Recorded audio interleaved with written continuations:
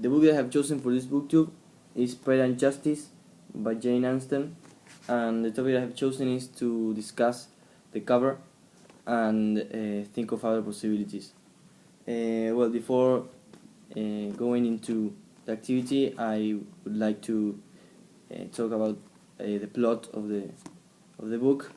The book is about a family, the Bennets, who is composed of a marriage and 5 daughters: Jane, Elizabeth, Mary, Kitty, and Lydia Bennet. And their mother wanted them to be married, basically because they needed a male to be able to inherit all their properties. They were women, so they could not inherit their own land. Let's remember that this book is from the 18th century, and it is set in Netherfield Park, England. So it's a very different. There are very different times. So it's crazy for us, but it was the truth for them. So the book consists on these women searching for their true love, and Jane finds a man called Mr. Bingley, who moves right next to their house, and they meet at a party, and they fall in love with each other. Then Elizabeth struggled more to find a love. She firstly not fell in love, but was in something with a soldier called Wickham, and he proposed marriage, but she denied it, and the soldier ended up being in love with Lydia, the smallest one.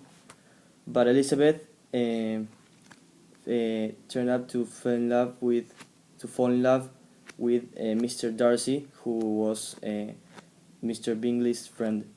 So the book ends up with 3 of the 5 women being in love and having a marriage and being able to inherit their land. So, well, the cover, you can see it's green with some pink spots and the name of the author in pink too. This might represent like the female side of the book, that the book is focused on women and how they struggle to find their true love. And here we can see some birds, 5 birds trapped in a cell, and these birds clearly represent the 5 daughters: Elizabeth, Jane, Mary, Kitty, and Lydia. And the cell might represent their impossibility to find love, or their struggle to find love. But as we can tell by the end of the story, these birds are able to fly out of the cell and find the love.